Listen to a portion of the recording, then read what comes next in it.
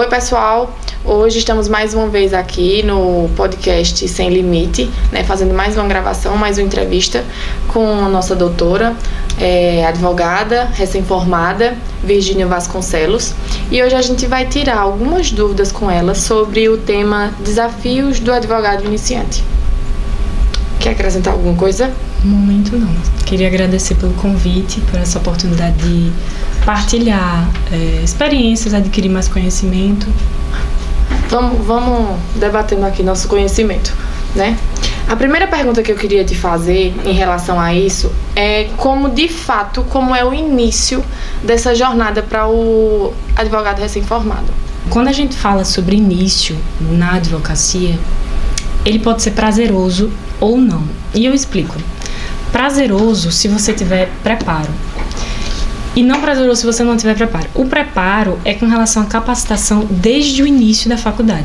E aí eu responsabilizo um pouco a faculdade com relação a isso. Porque, veja, quando você lida com jovens, são muitos sonhos, são muitos medos, é muita falta de noção, assim, do que é do futuro mesmo. Sim, sabe? E a maioria está saindo do colégio direto para a faculdade. Exatamente, né? São jovens com 17, 18 anos. Qual jovem de 17 anos sabe o que é da vida? São poucos. São pouquíssimos. Até falta de acho que instrução em casa mesmo. Também. E a faculdade com profissionais, né, com orientadores, os próprios professores não capacitam na prática. A minha experiência com a faculdade, eu entrei com 17 anos na faculdade, eu vi que a instituição, eles passam muito conteúdo. Realmente eles entregam conteúdo, mas é muita teoria para pouca prática. Né? Quando eu saio da faculdade, que eu vejo como realmente é o mundo da advocacia, é um pouco complicado. Não é fácil, né? O pessoal tem que meter a cara, tem que se esforçar muito, tem que correr atrás e ir atrás dessa prática que deveria ser de responsabilidade da faculdade, né? A gente já sair preparado para aquela área, para aquele ramo, mas muita coisa se a gente não aprender sozinho. Exato. Nesse meio, quem é que vai se destacar? Quem tem contato. Sim. Quem consegue estagiar, e aí entra a questão de quem se formou na pandemia. Porque prática na pandemia realmente não existiu. Não teve. Na minha época de faculdade, eu ainda assisti a algumas audiências, fui ao fórum, né, anotava tudo que acontecia. A gente tinha que entregar uma caderneta, né, para a coordenadora da disciplina. Tinha que entregar tudo direitinho. Só que aí, quando a gente terminou, que a gente concluía tudo, logo em seguida a gente tinha que fazer um relatório das audiências. Sim. Tinha os júris simulados, dependendo da matéria. A gente, na sala de aula, fazia alguns debates. A professora, eu lembro como se fosse hoje, a professora ficava como juíza e a gente fazia uma rotatividade dos alunos para ser advogado de defesa, para ser promotor. Sim. Só que eu não sei se na época do online não funcionava, né? Eu peguei a parte, acho que da metade da faculdade para o final foi totalmente online. Totalmente. Até o núcleo em si foi online. Então, peguei só o último período, assim, com um pouco de prática mesmo no núcleo, né, na faculdade, presencial. Que não teve auxílio, digamos assim, porque jogaram a gente para atender o público, e aí você não tem noção de como é que atende, não tem o domínio jurídico, na verdade, que é o principal, né? Porque as pessoas perguntam, né? Exato, tudo, né? Porque acha que você é 100% capaz ali, mas não é. Não, às vezes. E esse, falasse do júri simulado, eu lembro que na época até ter o júri simulado só que não tem o direcionamento. Por exemplo, a sala é dividida em 3 grupos. Aí divide o grupo da defesa, o grupo da promotoria, vamos dar um exemplo, né? E o grupo do juiz. Aí tem falasse, na tua época era a professora que era juíza, né? Na minha não era. Teve 2 júris simulados na minha época e foi a gente, era só os alunos mesmo. Aí tinha a professora ou o professor, enfim, ele vinha com um caso, vou dar um exemplo assim de um caso emblemático, deixa eu ver. Eu tive que fazer a defesa. Ainda foi fácil. A gente teve que fazer a defesa de Hitler uma vez. Foi, mas a defesa ganhou. Por incrível que pareça. A defesa ganhou. Nessa época eu participava do grupo do juiz. uma sendo a juíza e na outra era como se fosse os assessores do juiz, né? Que a gente escolhia, assim. Era um grupo, sei lá, de 10. Aí um ou dois faziam parte do juiz e o resto ficava para desenvolver a ata da audiência, enfim. Sim. E aí, era assim, a professora colocava um grupo para defesa e dizia assim, ó, esse é o caso que a gente vai fazer. Eu dei o exemplo de Elise Matsunaga, né? O caso de Elise Matsunaga, grupo da defesa, elabora uma tese de defesa para esse caso. Aí grupo da promotoria, desenvolva aqui, nananã. E o grupo do juiz, faça a ata da audiência, enfim. Aí o que é que direciona a pessoa para fazer alguma coisa? Não direciona. Aí você tem que fazer o quê? Hoje em dia, né? Procurar na internet. Procurar na internet como é que se faz uma ata de audiência. Procurar na internet como é que se faz uma defesa. Nada. E às vezes, pelo menos no meu caso, isso foi no primeiro período. Quem é que tem base para fazer um júri no primeiro período? E não é ensinado mesmo. Não é ensinado. Porque aí quando termina a faculdade que você realmente consegue um cliente, que você tem a primeira audiência, que você vai falar com o juiz. Entre o medo do fracasso, né? É complicado. E ainda tem a questão do mercado saturado, que a gente escuta muito. Que está saturado em todas as profissões, na verdade, né? Sim. Se a gente for fazer, por exemplo, um vestibular para medicina, é uma concorrência tremenda. Sim. Então está saturado em todas as profissões. A única coisa que vai diferenciar aí é ser melhor, né? Se capacitar mais, estudar mais, para poder se destacar. Vamos seguir aqui, tá? Como se dá as oportunidades de emprego? Quando você sai da faculdade, tu acha que para arrumar um emprego num escritório, ou de uma capital, ou até mesmo do escritório conhecido, de cidades pequenas, é fácil, é legal? Não é fácil. Só se você tiver contato, né? E aí entra um pouquinho de networking. Sim. Porque se você tem uma rede de contatos, você alavanca a carreira. Mas se não, você vai ter 3 opções. Ou você ingressa no escritório de advocacia já constituído e aí tem a prática jurídica com alguém mais experiente que você. Sim. E aprende tudo do zero que você não teve oportunidade na faculdade. Sim. Ou você se aventura, e aí é uma irresponsabilidade tremenda, se aventura em abrir um escritório, só se você já tiver prática, né? Lembrando. Sim. Ou você vai para o meio digital. E aí entra outra coisa, porque entra medo de fracassar, a concorrência, porque as redes sociais em si é muito estímulo. Você entra ali, você vê um advogado mais capacitado que você, e aí você vai ficar se comparando, vai ficar esperando o momento certo para dar início. Sim. E os seguidores esse momento também, certo né? Porque normalmente esses advogados assim, eles têm milhares de seguidores, 30 mil seguidores, 40 mil seguidores. Então você tenta iniciar com o objetivo de arrecadar esses seguidores também. Mas é difícil, né? Muito difícil. Muitas vezes eu vejo o pessoal se formando e com um colega da turma da faculdade, né, montam um escritório. Só que aí algumas vezes, na maioria dos casos, domínio, né? Infelizmente, você vê que a sociedade se desfaz, ou um desiste de ser advogado e vai fazer outra coisa, outros começam outras faculdades. Aqui na cidade, inclusive, tem diversos bacharéis, diversos advogados fazendo outra faculdade, porque não deram certo e eram bons alunos na época da faculdade. Terminar, ok, né? Mas seguir a carreira é mais difícil. Bem mais difícil. Vamos lá. Os desafios práticos. Quando você, não só com o cliente, mas se depara com um juiz, se depara com uma decisão, com investigação de um promotor num processo, de qualquer área, você lida de que forma? Olha, eu tento, acho que todos os advogados iniciantes, na verdade, a gente tenta fazer uma rede, assim, de pesquisa mesmo, de tudo, tentar saber de tudo um pouco, para tentar não ficar, eu diria assim, sem o domínio, porque não tem como você advogar se você não tiver domínio jurídico, domínio do direito, domínio do trâmite processual mesmo, saber qual é a ação adequada que você entra, se é um recurso ordinário, um mandado de segurança, enfim, saber como se portar, como é que você se comunica, como você se refere ao magistrado, como você se refere aos seus colegas advogados. A gente precisa se sentir aceito, né? Não só pelo cliente, não só pelos advogados, mas pelo magistrado também. Porque, querendo ou não, o nosso contato vai ser com ele. Isso. Mas acontece? Não. Tu acha que acontece? Não acontece. É até uma falta de respeito, né?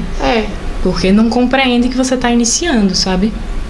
E alguns são até conhecidos, né? São professores. Sim. Né? E faz ouvidos mocos, como se diz, olhos cegos, que não tenta lhe entender, não tenta até, eu diria assim, ajudar, sabe? Tu consegue ver, assim, uma solução para isso? Para essa aceitação, para esse apoio do magistrado com o recém-formado, com o recém-advogado? O que poderia ser feito?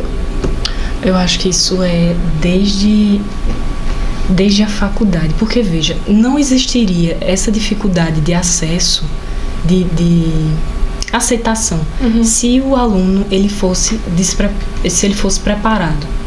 Quando o aluno é totalmente despreparado, e às vezes acontece até do magistrado notar que ele está despreparado, ele piora a situação, ele não ajuda. Sim.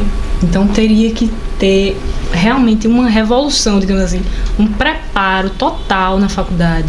Até falasse, né, os juízes às vezes são conhecidos da gente, mas eles fingem que não são, a verdade é essa. Alguns nem conhecem, depois que a pessoa sai da faculdade. Se vire. Quem é você? Eu sou seu aluno. Não lembra? Tanto aluno que eu tenho. Geralmente essa desculpa. Será que a OAB poderia fazer alguma coisa? Acho que sim. Pra ajudar mais? Acho que poderia.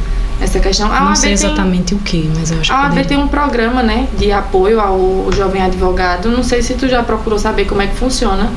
Se já foi atrás de ajuda de algum. A OAB tem. Eu não sei se funciona muito na prática, porque eu nunca precisei do serviço. Né?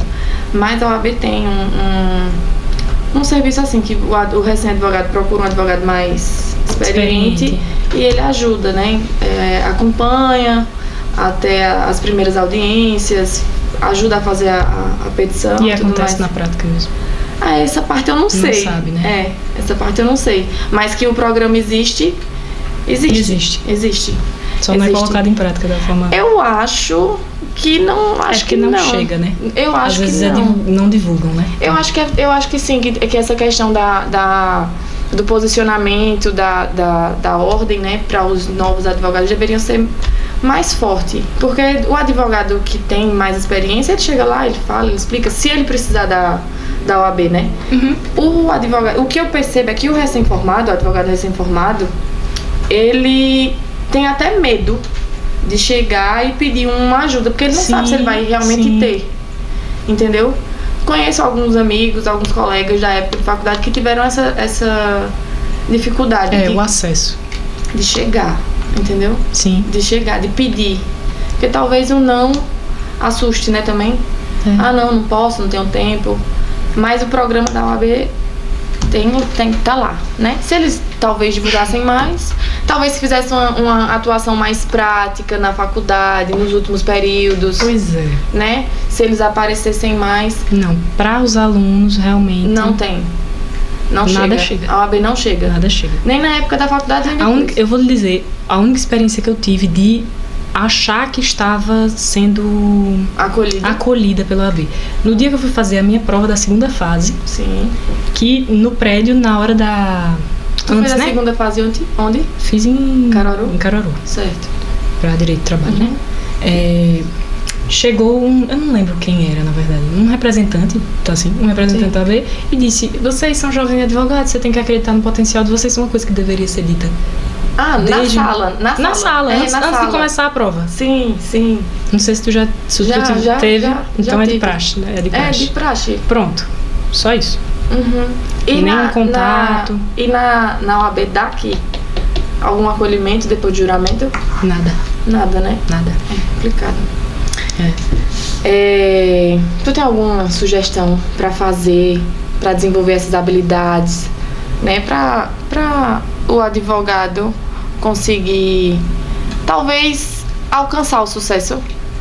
Olha, eu acho que deveria ter, assim, uma noção de propósito.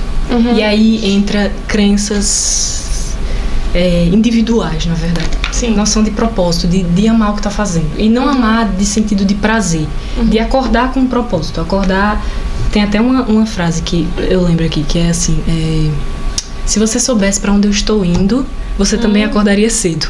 E não, essa frase não fala sobre acordar cedo. Ela fala sobre acordar com um propósito. Sim. E esse propósito de se capacitar, de ter a noção que você dedicou seu tempo estudando para um curso que não é brincadeira, não é uma colôniazinha de férias, que eu já escutei isso. Você tá na faculdade, tá na colônia de férias. Não tá. Não tá, porque... Não, é um terror. Se você não tiver juízo, você sai doido. Pois é. Ter essa noção de propósito, de saber que você dedicou tempo, dinheiro também, a questão financeira. Você dedicou tempo para passar numa prova, você que já é advogado, né? Para passar numa prova da ordem, que não é fácil. Tem que ter investimento de livro, de tudo. Porque você só faz a prova se você tiver um vademecum do lado, né? Pra começar. Não é uma brincadeirinha. Aquela bíblia. E não só... E nem ajuda, né? Assim, só pra fundamentar. Porque toda a estrutura da peça, você tem que saber de cor. E você aprende de outra forma. E decorar todas as peças daquela área. Então, por exemplo, se é trabalhista, todas as peças de trabalhista, que são várias. Nessa área eu sou... Essa área a gente vai fazer outro podcast pra você falar só sobre direito de trabalho, porque eu sou péssima, não sei nem o que é direito de trabalho. Inclusive, se meu professor estiver vendo isso, ele desconsidere. Porque é uma área que eu tenho extrema dificuldade. Às vezes até o próprio orientador, né? Não acolhe, assim, sabe? Não, o meu professor, ele acolhia. Foi? Eu que tinha um bloqueio com a área. Essa parte da CLT não é muito comigo, não. Eu sou mais da parte dos autônomos. Quais as expectativas do recém-formado? Expectativa, quando ele sai, o que é que ele quer e o que é que ele encontra. O que é que ele encontra? Vou começar assim. Tá. Primeiro, hoje em dia a gente tem... Antigamente era assim, né? Você se formava e você tinha que ter cacife, digamos assim. Você tinha que ter dinheiro, né? Digamos assim, pra você abrir um escritório próprio. Sim. Hoje em dia não. Hoje em dia você tem redes sociais, que aí você só precisa investir em internet, um computador e o celular, que eu já sei que você tem, né? Só isso. O seu escritório é aquilo ali. O seu cartão de visita é aquele. Exatamente. Né? Não precisa nem de cartão mais de visita. Não. É tudo... Acho que eu sou um pouco antiquada, porque de vez em quando eu fico com vontade de fazer pra dar pro povo. Juro por Deus. Eu acho tão bonitinho. Eu também acho. Não é? Eu também. Eu acho mais bonito do que você falar assim, não, me segue lá no Instagram. Não, Né? Até a questão do porte, né? Toma aqui meu cartão. Dá uma sensação de que você é mais importante. Transmite até mais confiança, né? Acho que sim. Eu acho que transmite mais confiança. Sim. E assim, tu me perguntaste das expectativas. Das expectativas, do que eles querem e do que eles encontram. Você estava falando do que eles encontram. Da rede social, do Instagram. E assim, essa rede de contatos, a questão do networking mesmo que eu falei, ela é muito importante. E eu acho que deveria ter... terminou a faculdade, deveria ter um curso de prática acessível mesmo, assim. Sim. Até de gratuito. Eu acho que deveria ter gratuito. A faculdade deveria disponibilizar um curso de prática gratuito para que o advogado saiba, como eu já falei, né? Como se portar, como é que se dirige ao Poderia magistrado. ser até, para não perder mais tempo, né? Porque é 5 anos, poderia ser nos 2 dentro da graduação. Dentro da grade. Sim. Desde o início. Tem algumas coisas que a gente não usa mais, né? Tem algumas áreas do direito que a gente... Com relação a atualizações que tu fala? Tem coisa que eu estudei que não se usa mais. Não. Teve matéria que eu paguei direito financeiro na faculdade. O direito em si, ele se atualiza todos os dias. Que a gente aprendeu o que era cheque, nota promissória, essas título de crédito. Assim. E hoje não usa mais. Não. Então acho que tem que dar uma repaginada no... Aí, me diga o que é que os advogados eles querem quando eles saem. O que eles encontram é pouca coisa. Mas quando eles saem, eles querem o quê? O que é que tu acha que eles querem? Eles acham, na verdade, que é que nem a teoria, mas não é, né? A prática é bem diferente da teoria. Você não sabe como é que você conquista... como é que você prospecta, na verdade, clientes. Como é que a gente cobra? Exato, a questão dos honorários, né? Que existe uma tabela que muita gente não sabe, mas ali são valores mínimos, né? Você tem como cobrar a mais do que aquilo ali. Mas às vezes as pessoas acham que é só aquele teto, que é um teto, na verdade, que nem menos. é um teto. Na verdade, até menos. Porque tem aquela tabela, aí a pessoa mostra, se diminui. Fala, a pessoa se diminui. Mas tem muita gente que faz. Né? Mas às vezes não tem aquela qualidade no atendimento, entendeu? Não tem aquela capacitação. Então a pessoa tem que se especializar, procurar... do mesmo jeito que a pessoa se especializa em fazer, por exemplo, mentorias, né? Hoje em dia tem muito isso de mentorias, coach e tudo mais. Fazer também na área jurídica. Então, fazer uma pós para não ser um advogado de tudo, sabe? Um advogado que pega tudo. Ser pelo menos aquela questão do diferencial que eu coloquei no começo. Ser bom, realmente, em uma área, mas saber ter domínio jurídico de tudo, claro, né? Ser um advogado. Sim, tu fez a tua segunda fase em Direito do Trabalho. Tu tem vontade de seguir nessa área? Tenho. É uma área... O que é que tu acha, assim, de bom na área do Direito do Trabalho? Eu sou suspeita pra falar, eu adoro. Sério? Eu gosto. Por quê? Uma pessoa de cível... expectativas de... porque eu acho tão complicado. Não, até os prazos. É complicado. É tudo muito corrido. Não, os prazos são completamente diferentes. É? Mas assim, advogado trabalhista trabalha em dia útil, sabe? Sim. Não é que nem criminal, que é 24 horas disponível. Trabalhista não, é dia útil, horário certinho ali, não tem total disponibilidade, sabe? Você faz o seu horário, digamos assim. Você no domingo, você não vai receber uma ligação. Não tem. Doutora? Não tem isso. Eu tô aqui. Prisão preventiva. Acho que eu tô meio enrolada. Não. Será que a senhora tem como vir na delegacia? Não rola. Não. Aí também não dá pra cobrar. Eu vou, mas aí a gente vai cobrar o final de semana, né? Que tá saindo no final de semana. Não tem como cobrar isso, né? Eita, Rezinha. Eu acho que quando eu terminei a faculdade e eu tinha uma expectativa de que eu ia encontrar uma facilidade maior em relação aos clientes. Só pelo simples fato de dizer assim, não, sou formada em Direito, sou advogada, trabalho em tal área. Aí eu pensei que logo assim em seguida, muitas pessoas iam procurar. Não, porque fulano tá advogando. É porque a pessoa tem que ser assim, advogado tem que ter muito jogo de cintura, né? Ser muito comunicativo. Então, às vezes a pessoa entra num avião, num elevador, oi, bom dia.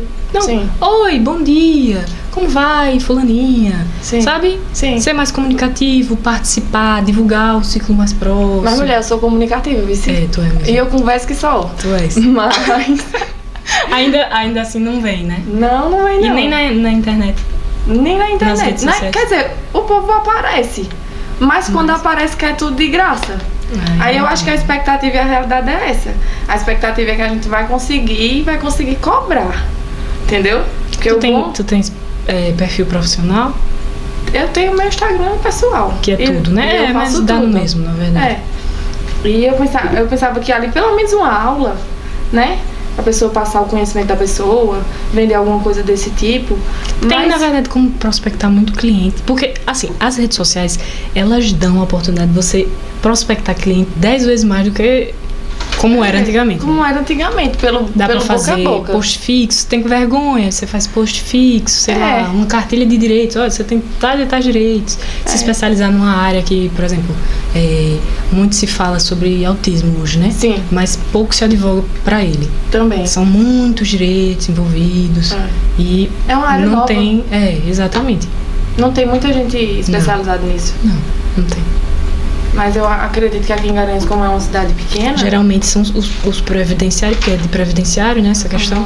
Os previdenciaristas que tomam, mas não tem eu não diria nem especialização, mas até o conhecimento prático mesmo, de atuar. Porque não adianta você pegar uma causa que você não tem propriedade para lidar com ela. Ah, com certeza. Não tem como. E muita gente se aventura nisso. Principalmente os advogados iniciantes. E promete entrega, né? Exato. Esse prometer a entrega como eu converso muito, a gente conversa. Depois que eu comecei a trabalhar com o Dr. Luiz Jardim, eu comecei a ter uma noção de como era que se cobrava, né? Às vezes eu ficava, minha nossa senhora, isso tudo. Mas quando a gente começa a trabalhar, que a gente vai acompanhando o processo, a gente vai vendo que o que a gente cobrou não é nada. Porque o processo não termina em um ano. Exato. Entendeu? Se a gente desse entrada hoje e o processo terminasse daqui a 6 meses... Era bom demais. Mas ultimamente a gente dá entrada hoje. A audiência de conciliação está sendo marcada para 8 meses depois. É uma falta de organização danada, né? Mas aí é o judiciário, né? Não é com a gente. Sim. Não é mais a culpa não é nossa. Só que a realidade que eu encontrei depois da faculdade foi essa. Muitos nãos, né? Você leva muito não.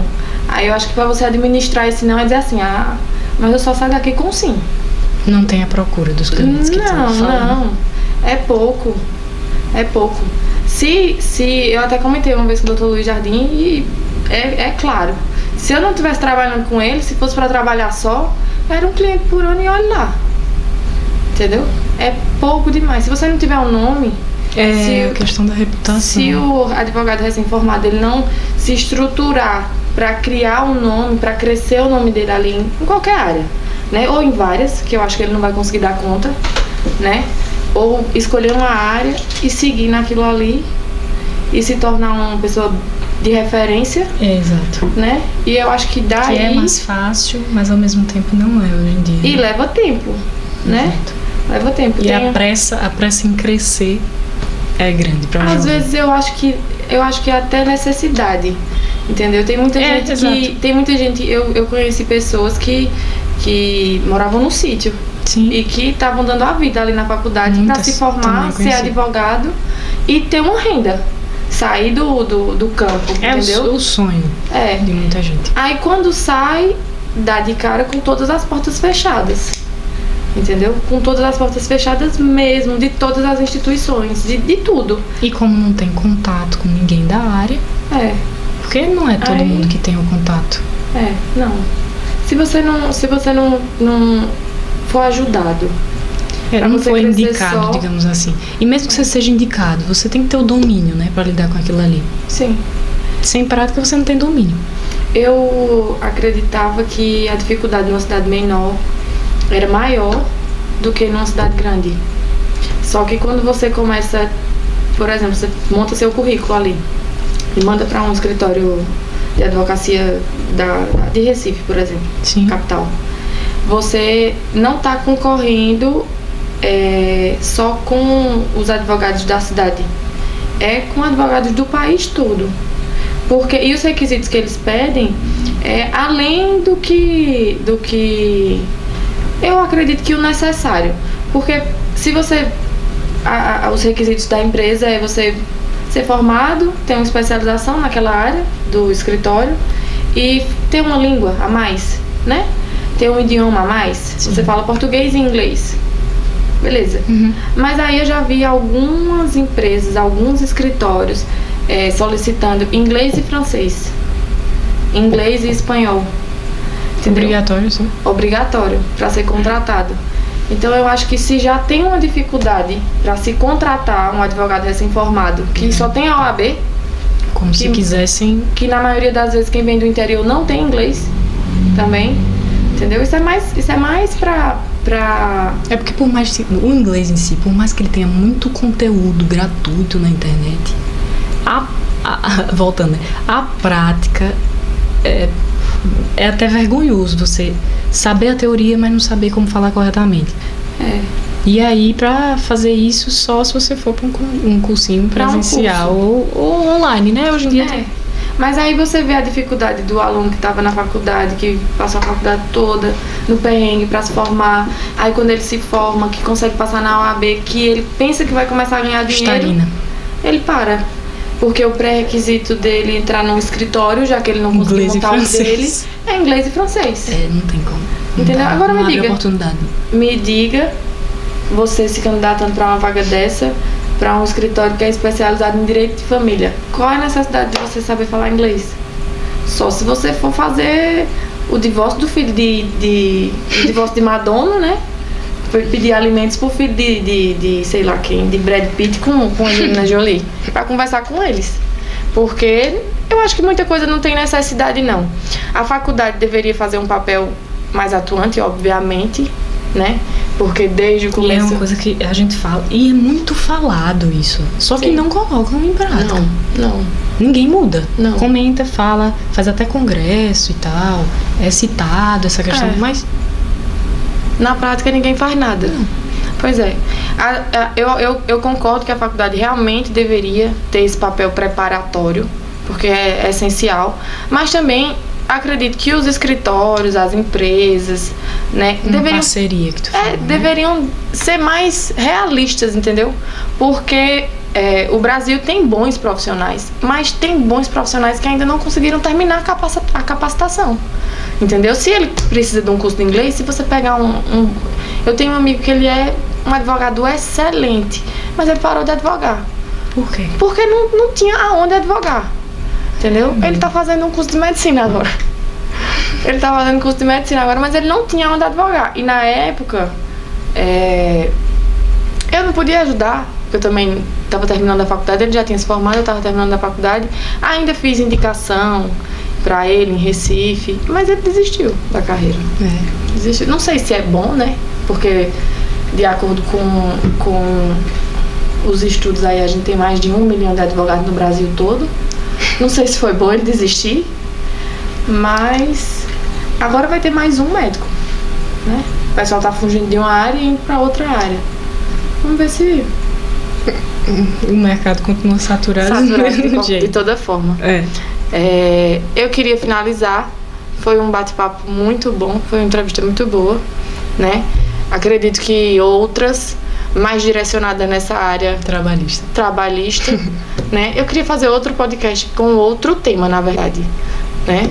Mas aí a gente vê o tema depois voltado para mim, na minha área de especialização. Queria finalizar, queria agradecer. Eu que agradeço.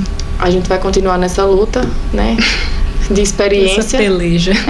Ela tá fazendo parte agora, para quem não sabe, ela tá fazendo parte agora do Espaço Luiz Jardim, né? É mais uma nova advogada que o Dr. Luiz Jardim vai preparar aí pro mundo. Exatamente. E a gente tá apresentando ela para vocês da melhor forma, com um podcast. Ela foi até bem contida, porque o podcast é sem limite, né? Verdade. Poderia ter falado mais besteira, na verdade, mas falou de forma excelente. E eu queria agradecer a oportunidade de conversar, da gente soltar esse conhecimento nosso, e que seja bem-vinda ao nosso grupo, né, de advogados, e que terá outros temas pra gente debater aqui. Sim, com certeza, que não falta tema. Quer falar alguma coisa? Não, sem mais. Pronto, então a gente finaliza aqui, e não esqueçam de comentar, de compartilhar, de curtir e deixar o que vocês acharam sobre essa entrevista.